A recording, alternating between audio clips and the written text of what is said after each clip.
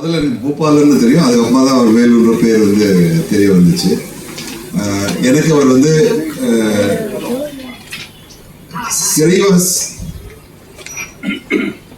சிறைவாசியா இருக்கக்கூடிய நேரத்தில் 1993-94 தடாக்கோட்ல அப்போது நான் நிறைய கேஸ் பண்ணிட்டு இருந்தேன். இந்த தடா ரஹீம் அவர்கள் வந்திருக்காரு கூட, மற்றவங்களும் வந்து அப்போ இருக்கக்கூடிய பல தடா வழக்குகள்ல நானும் சுதாராமலிங்கம் என்னுடைய மனைவி நாகசைலாம் நாங்கள் தடா வழக்கில் வந்து அந்த நீதிமன்றத்துக்கு வந்திருந்தோம். கண்ணவரன் அவர்களும் வந்திருந்தார்கள் அந்த காலகட்டத்தில். அப்பொழுதுதான் அவர் கோர்ட்ல அவரை சந்திச்சது உண்டு. அரசியல் ரீதியாக கருத்து வேறுபாடுகள் உண்டு எனக்கும் அவருக்கும். அவர் எம்எல் குரூப் சார்ந்தவர். நான் பியூசியிலேருந்து வந்திருக்கக்கூடிய பர்சனலா அவரை தெரியாது எனக்கு. இந்த சென்சேட்டர் முன்னாடியோ அதுக்கப்புறமாவோ பர்சனல் ரிலேஷன்ஷிப் எதுவுமே இல்லை. முழுட்டியா இருக்கக்கூடியதுல வந்து கோர்ட் மூலமா அங்க சந்திச்ச போதுதான். முதல் கட்டத்துல வந்து அவர் உள்ள ஜெயிலுக்குள்ள இருந்து 1995 சில சம்பவங்கள் நடந்துச்சு சென்ட்ரல் ஜெயில. அப்போ அடிபட்டு அது மூலமா இப்போ பியூசிஎல் தான் முன்னெடுத்து உயர்நீதிமன்றத்தில் வந்து ஒரு பப்ளிக் இன்ட்ரெஸ்ட் லிட்டிகேஷன் தாக்கல் பண்ணி அதுல ஜட்ஜ் ராதாகிருஷ்ணன், தடாக்கோட்ல இருக்கக்கூடிய ராதாகிருஷ்ணன் அவர்கள் வந்து அது சிறப்பு நீதிபதியா இருந்தவர். அவர் வந்து என்கொயரி ஆஃபீஸரா போட்டாங்க. ஜஸ்ட் சிவராஜ் பட்டேல் இருந்தாரு. அவர் உள்ள போயிட்டு 88 பேருடைய அடிப்பட்டதை பத்தி அவர் வந்து கணிப்பு கொடுத்தாரு. அதுல வேலும் ஒருத்தர் 48 அவருடைய நம்பர் அந்த கேஸ்ல. அதுல பயங்கரமா அடிபட்டு இருந்தார். நல்ல அடி, சரி அடி. ரஹீம் இங்க இருக்காரு, அவரை பத்தியும் பேசக்கூடியது உண்டு. இந்த பின்னணியில் தான் எனக்கு முழுக்க அவருடைய பழகினது வந்து தடா வழக்கில் சம்பந்தப்பட்ட விஷயங்கள். 1993-94 தான் நாங்கள் வந்து தடாக்கோட்டுக்கு போக ஆரம்பித்தோம். 96 வந்து அவருக்கு ஜாமீன் கிடைச்சி வெளியே வந்து 2002 வரைக்கும் கோர்ட்டுக்கு போவார். அந்த காலகட்டத்தில் நாங்கள் வேற மற்ற ஆட்களுடைய தடா வழக்குகளை நாங்கள் சென்றிருந்தோம். அந்த நேரத்தில் கோர்ட்டு சம்பந்தப்பட்ட விஷயமா தான் அவருடைய தொடர்பு உண்டே ஒழிய மற்ற அரசியல் ரீதியாகவும் மற்ற ரீதியாகவும் இல்லை. ஆனால் கோர்ட்ல அவர் செஞ்சிருக்கக்கூடியதை பத்திலாம் ஒரு அளவுக்கு நல்லாவே தெரியும் என்ன நடந்தார். அடுத்த கட்டமாக அவர் வந்து வெளியூருக்கு போயிட்டாரு கேள்விப்பட்டோம். எங்க போயிட்டாரு என்ன போயிட்டாருன்னு தெரியாது. அரசியல் ரீதியாகவும் அவருடைய தொடர்பு இல்லாதனாலையும் அமைப்பு ரீதியாகவும் தொடர்பு இல்லாதனாலையும் கம்ப்ளீட்லி அவர் வேற ஒரு அமைப்பு இருந்தார். அடுத்த கட்டமாக அவர் தெரிய வந்தது வந்து 2017 நிர்மலா ராஜசிங்கம் சொன்ன மாதிரி நிர்மலா மூலமாக இங்கிலாந்துல அவர் மேலே எக்ஸ்ட்ரடிஷன் வழக்கு போட்டிருந்தாங்க. அங்கேருந்து திருப்பி தமிழ்நாட்டுக்கு கொண்டு வரணும் அப்படின்ற ஒரு வழக்கு அங்கே தொடர்ந்து அந்த வழக்குல 4 பாகமா அந்த வழக்கு புரிஞ்சு ரொம்ப வித்தியாசமான ஒரு வழக்கா போயிடுச்சு. 3 பாகத்துல வந்து அவரை திருப்பி ரிட்டர்ன் பண்ணணும்னு சொல்லக்கூடிய நேரத்தில் கடைசி 4வது பாகமான வழக்கு வரும்பொழுது தான் அதுல வந்து என்ன தொடர்பு கொண்டு என்னையும் நாகசைலாவும் ரிப்போர்ட் கொடுக்க சொன்னாங்க. கிரிமினல் லா எக்ஸ்பர்ட்ஸ் என்ற முறையில கொடுத்தோம். அந்த எங்களுடைய கொடுக்கக்கூடிய எக்ஸ்பர்ட் அட்வைஸ்லையும் எக்ஸ்பர்ட் ரிப்போர்ட்லையும் அந்த வழக்கில் வந்து நான் விட்னஸாகவும் அதில் பங்கேற்றேன். அந்த கேஸில் அதனுடைய பின்னணியில் தான் அவர் மீது போடப்பட்ட இந்த எக்ஸ்ட்ரடிஷன் கேஸ் அது வந்து ரிஜெக்ட் ஆகி அவர் அங்கேயே இருக்கலாம் அப்படின்ற ஒரு நிலைப்பாடு இருந்துச்சு. எனக்கு வழக்கு சம்பந்தமாக சில முக்கியமான விஷயங்கள் இதை பற்றி சொல்ல விரும்புகிறேன். எப்படி இந்த மாதிரி பயங்கரவாத சட்டத்துல ஆட்களை உள்ள போட்டுட்டு அவங்களுடைய கதி என்ன ஆகுது அப்படின்றதுக்கு ஒரு சரியான உதாரணம் வேலுடைய இந்த வழக்கு. 1992 மாதத்துல மே மாசத்துல தான் இந்த மாதிரி வேலும் இங்க சுந்தரமூர்த்தி அவர்கள் வந்திருக்காங்க. அம்மா 3 சிசுபாலன் 3 பேரும் கடந்து சேர்ந்து பாம்பு வச்சு கண்ட்ரி பாம்பு நாட்டு பாம்பு வந்து அந்த பாலக்கோடு ரயில்வே ஸ்டேஷன் பக்கத்துல வச்சதாக ஒரு கேஸை போட்டு அவர் அரெஸ்ட் பண்ணி உள்ள போடுறாங்க. இவர்கிட்ட இருந்து சில டெட்டனேட்டர்ஸ் வந்து சீஸ் பண்றதாகவும் அவர் வீட்டில் வந்து மற்ற எக்ஸ்ப்ளோசிவ் சப்ஸ்டன்ஸ் இருந்ததாகவும் பிடிச்சு உள்ள போடுறாங்க. 92 அரெஸ்ட் ஆகிட்டு போறாரு உள்ள. 92 அரெஸ்ட் ஆகிட்டு 96 வந்து அவருக்கு வந்து பெயில் கிடைக்குது. இப்போ இதெல்லாம் பேசுறதுக்கு வேண்டிய முக்கியம் என்னன்னா இன்னைக்கு அதே மாதிரி தடா முடிஞ்சு போட்டா வருது. போட்டா முடிஞ்சு ஊப்பா வருது. மூணுத்துலயும் பயங்கர கொடுமையான சட்டங்கள், பெயில் கிடைக்கிறதுக்கு வாய்ப்பே இல்லாத சட்டங்கள், போலீஸ்காரனுக்கு வேண்டப்பட்டவனோ வேண்டப்படாதவன் மேல எப்படி வேணா பழிவாழ் போட்டு போடக்கூடிய ஒரு வழக்காக தான் இந்த சட்டங்கள் வந்து பயன்படுத்தியிருக்காங்க. அதுக்கு வேற ஒரு உதாரணமா இந்த வழக்குல எக்ஸ்ப்ளோசிவ் சப்ஸ்டன்சஸ் வந்து ரயில்வே ட்ராக்ல போட்டு அது வெடிச்சு இது ஒரு பர்டிகுலர் பாகம் மாத்திரம் விடுஞ்சதான் கேஸ். நான் கேஸ் பத்தி தான் சொல்றேன். நடந்தது நடக்காதது உண்மையா பண்ணாததுன்னா மற்றவங்களாம் கண்டிப்பா பண்ணோம். ஆனா யாருக்கும் பாதிப்பு வரல, யாரும் இறந்து போகல அந்த கேஸ்ல. வேற எந்த வகையிலுமே உயிர் சேதமோ இல்ல ஆட் சேதமோ நடக்காத ஒரு விஷயம். இதுல சதி திட்டம்னு ஒண்ணு போடுறாங்க. இதுதான் கொடுமையான ஒரு விஷயம். தடாலையும் சரி, போட்டாலையும் சரி, ஊப்பாலையும் சரி, ஒரே மாதிரியான இதுதான். இந்த மாதிரியான இதுல வந்து பயங்கரவாத செயல் செஞ்சதுனால இந்த சட்டத்தை பயன்படுத்தணும் அப்படின்னு கொண்டு வரக்கூடிய காரணம். பயங்கரவாத செயல் அப்படின்னா என்னன்னா, சாதாரண சட்டங்கள், சாதாரண குற்றவியல் சட்டங்கள்ல வந்து பார்க்க முடியாத விஷயங்கள், அவங்க வந்து மேல நடவடிக்கை எடுக்க முடியாத காரணத்துக்காக தான் இந்த பயங்கரவாத சட்டத்தை கொண்டு வராங்கன்னா அவங்களுடைய காரணம் காமிச்சு வைக்கிறாங்க. இதுல உயிர் சேதம் நடக்கல, பாதிப்பு நடக்கல, வேற எந்த வகையிலுமே இதுல வெறும் குற்றச்சாட்டு தான் வைக்கிறாங்க. ஒரு சதி திட்டம் நடந்துச்சு. கொடுமை என்னன்னா, இந்த சட்டம், இந்த 3 சட்டங்கள்லயும் ஒரே பிரிவு தான் வந்துட்டு இருக்கு. சதி என்று சொல்வது பின்னணியில் என்னன்னா, எது வேணா சதியாகலாம். இப்ப நம்ம இந்த மாதிரி கூட்டம் நடக்கிறது கூட சதியாகலாம். சதி என்பது அக்ரிமெண்ட் வேணும். இது எப்படி சொல்லுவாங்கன்னா, சட்ட ரீதியாக ஒரு ட்ரெயின் இருக்கு, ஒரு ஸ்டார்டிங் பாயிண்ட் இருக்கு, ஒரு எண்ட் பாயிண்ட் இருக்கு, நடுவில் ஒரு 3 ஸ்டாப்ஸ் இருக்குன்னு வச்சுக்கோங்க. அந்த ட்ரெயின்ல ஃபர்ஸ்ட் ஸ்டாப்ல ஒருத்தர் இறங்குறாரு, இன்னும் 2 பேர் ஏறுறாங்க. அடுத்த ஸ்டாப்ல அதுல ஒருத்தர் இறங்குறாரு, இன்னொரு 2 பேர் இறங்க போறாங்க. பிகினிங்கும் தெரிய தேவையில்லை, எண்டும் தேவையில்லை. அதே ட்ரெயின்ல வந்திருந்தா அது போதும் சதி திட்டத்துக்கு. இதுதான் இன்னைக்கு இந்திய சட்டத்தில் இருக்கக்கூடிய சதி திட்டம். நான் ரொம்ப கொச்சையா சொல்றேன், இந்த சாதி நிறைய பேர் வக்கீல்கள் இல்லாதனால சாதாரணமா புரியுது. ஆகையால ஒரு ட்ரெயின்ல பிகினிங் தெரியாது, எண்டு தெரியாது, எங்க ஆரம்பிக்குது எங்க போகுது யாருக்கும் தெரியாது. நடுவில் 2-3 பேர் வராங்க. இந்த ட்ரெயின்ல நாங்க போனோம் தெரிஞ்சு வந்தாங்கன்னா அது போல சதி திட்டத்துக்காக.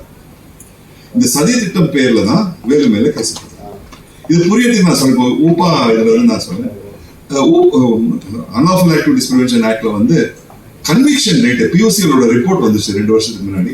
நாங்க என்ஐஏ ஸ்டாட்டிஸ்டிக்ஸ் எல்லாம் ஃபுல்லா ரிசர்ச் பண்ணி கொண்டு வந்தோம். என் பேர்ல தான் வெளியே வந்துச்சு வந்தது.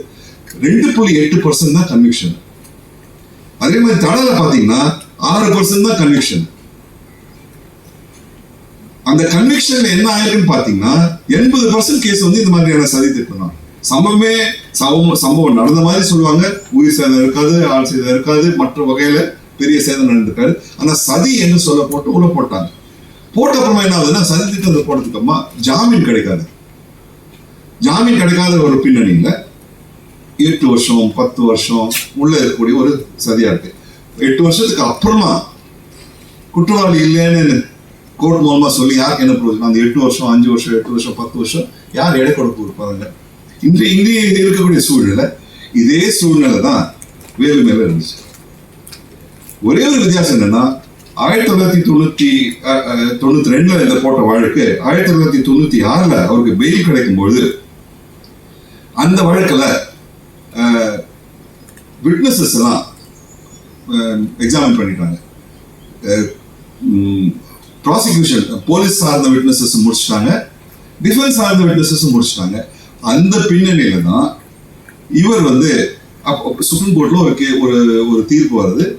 அந்த தீர்ப்புல என்ன சொல்றாங்கன்னா, இந்த தடா சட்டத்தை துஷ்பிரயோகம் பண்ணி 80,000 மக்கள் வந்து உள்ள இருக்காங்க. அதுல பெரும்பான்மையானவர்கள் trade unionist, social activist, Dalit activist, இவங்க தான் உள்ள இருக்காங்க. இவங்களை வந்து இத்தனை வருஷம் உள்ள இருக்கணும்னு தேவையில்லை. யார் வெறும் தடா என்ற ஒரு போர்வையில போட்டதுனால இவங்கெல்லாம் உள்ள வந்து ஜாமீன் கிடைக்காம இருக்காங்க. உள்ள இருக்கக்கூடிய தடா கைதிகளை வந்து 4 வகையா பிரிக்கணும். ஹார்ட் கோர் டெரரிஸ்ட், உண்மையிலேயே டெரரிசம் ஆக்ட் நடந்து உயிர் சேதமும் பல வகையில வந்து பாதிக்கப்பட்ட மக்களை தனியா பிரிச்சிருங்க ஏ கேட்டகரின்னு.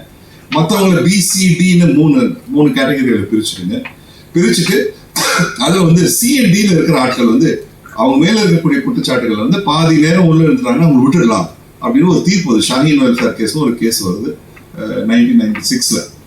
அந்த கேஸ் வந்து 2வது மாசத்துலயே இவர் வேலு வந்து அந்த கோர்ட்ல வந்து தடா நீதிமன்றத்துல பெயில் பெட்டிஷனை போட்டு அந்த பெயில் பெட்டிஷன் சொல்றாரு 20 விட்னஸஸ் முடிச்சாச்சு. போலீஸ் சார்ந்து டிஃபென்ஸ் சார்ந்து 10 விட்னஸ் முடிச்சாச்சு. இன்னும் இருக்கக்கூடிய வெறும் கம்மியான ஆட்கள் தான். இனிமே என்னை வச்சுக்கிறது தேவையில்லை, நான் வந்து கேட்டகரி சி கேட்டகரி டில தான் வருவேன். அதை வந்து தடா நீதிமன்றம் வந்து ஏதிட்டு அவரை ஜாமீன்ல விட்டுருது 96.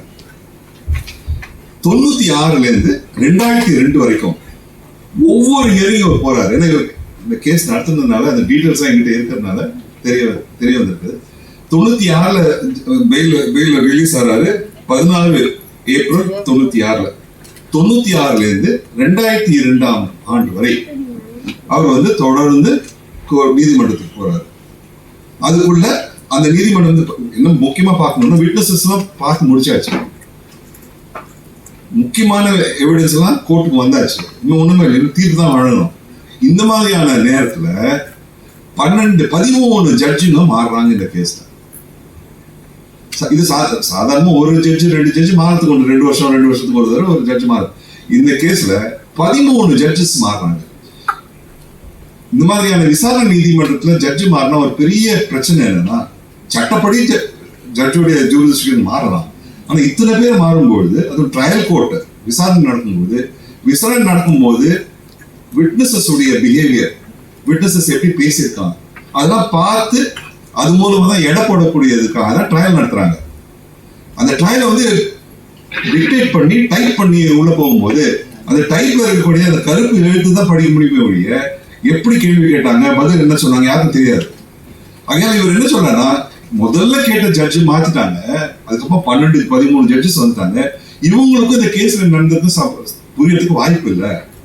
அதனால உடனடி நீங்க அடிப்படை உரிமை இருக்கு, இந்திய சட்டத்துக்கு இருக்குல்ல அடிப்படை உரிமை இருக்கு, என்ன வந்து இந்த கூடிய சீக்கிரத்துல ட்ரையல் முடிக்கணும் அப்படின்னு சொல்லி 8 மார்ச் 2002 இவர் வந்து சீஃப் ஜஸ்டிஸ் ஆஃப் மெட்ராஸ் ஹைகோர்ட்டுக்கும் பிரசிடென்ட் ஆஃப் இந்தியா மற்றவங்களுக்கும் ஒரு கடிதம் போடுறாரு. போட்டுட்டு தயவு செய்து நீங்க சீக்கிரமா இந்த இதை நடவடிக்கை எடுக்கணும்னு சொல்றாரு. நம்ம ஊர்ல நடக்கிற மாதிரி பெட்டிஷன் போகுது, பதில் வரல, அப்படியே நிக்குது. அந்த நேரத்துல தான் போட்டாங்கிற சட்டத்தை புதுசா கொண்டு வராங்க.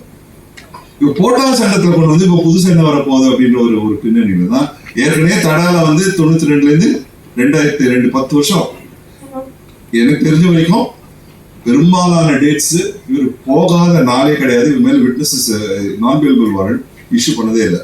செங்குடிக்கு தான் தெரியணும். அவங்க தான் சங்கர் சுப்பு ஆஃபீஸ்ல இருந்து வரும்போது அவங்க நிறைய எங்களுக்கு இன்ஃபர்மேஷன் கொடுத்தாங்க. இந்த எக்ஸ்ட்ரடிஷன் கேஸ் அவர் மேல நான் பெயிலபிள் வாரண்ட் இஷ்யூ பண்ணதே இல்லை. அவர் அரசியல் ரீதியா என்ன வேணா புரிதல் இருந்தால் கூட சட்டப்படி என்ன செய்யணுமோ முழுமையாக அது சட்டப்படி உட்பட்டு எனக்கு ஆனரபிள் அக்விட்டல் ஆங்கிலத்தில் சொல்லுவாங்க, ஆனரபிள் தூய்மையான ஒரு அக்விட்டல் வாங்கணும்ன்ற ஒரு எண்ணத்துல தான் தொடர்ந்து போறாரு கோர்ட்டுக்கு. 10 வருஷத்துக்கு அப்புறமா ஒண்ணுமே நடக்கல அந்த வழக்குல. இந்த பின்னணியில தான் எனக்கு பின்னாடி தெரிய வந்தது அவர் வந்து இங்க இருந்து ஒன்றும் லாபம் வரப்போகுது அப்படின்னு சொல்லிட்டு அவர் வந்து இங்கிலாந்துக்கு போறாரு. இங்கிலாந்துல போயிட்டு அவர் ரெஃப்யூஜின்னு போடுறாரு. ரெஃப்யூஜியான அப்புறமா அவர் வந்து சிறையில் வைக்கிறாங்க 2 வருஷம். அப்புறமா ரெகுலரைஸ் ஆகிட்டு அவர் பிரிட்டிஷ் சிட்டிசன் ஆயிடுது. 2002 போறாரு, 2006 அவர் சிட்டிசன் ஆயிடுறாரு. 2013 இந்திய அரசாங்கம் அவர் மீது வழக்கு போட்டு அவரை திருப்பி இங்க கொண்டு வரணும் கேஸுக்கு அப்படின்ட்டு. இதுக்கு இடையில என்ன ஆகுதுன்னா, சிசுபாலனும் சுந்தரமூர்த்தியும் அரெஸ்ட் பண்ணிடுறாங்க. அரெஸ்ட் பண்ணிட்டு அவங்க மேல ஆயுள் தண்டனை கொடுத்துறாங்க. இப்பதான் கேள்விப்பட்டேன் சுந்தரமூர்த்தி வந்து 14 வருஷம் ஜெயில இருந்து அந்த லைஃப் சென்டென்ஸ் முடிஞ்சதுன்ற ஒரு காரணத்துக்காக அவர் வெளியில வந்துடுறாரு அப்படின்னு. இந்த பின்னணியில தான் காழ்ப்புணர்ச்சியில இந்திய அரசாங்கம் பயங்கரமா கோடிக்கணக்கில் செலவு பண்ணி இந்த மாதிரியான எக்ஸ்ட்ரடிஷன் கேஸ் ஒரு நபருக்காக அங்கே கொண்டு வரதுக்காக முயற்சி பண்ணி ரொம்ப பெரிய அளவில் அவங்க புஷ் பண்ணாங்க. அதுக்கு எங்க தரப்புல வந்து சட்ட ரீதியாக கிரிமினல் லா எக்ஸ்பர்ட்ன்ற முறையில் நானும் என் மனைவியும் பல புஸ்தகங்கள் எழுதியிருக்கோம், டெக்ஸ்ட் புக்ஸ் எழுதியிருக்கோம் கிரிமினல் லாவில்.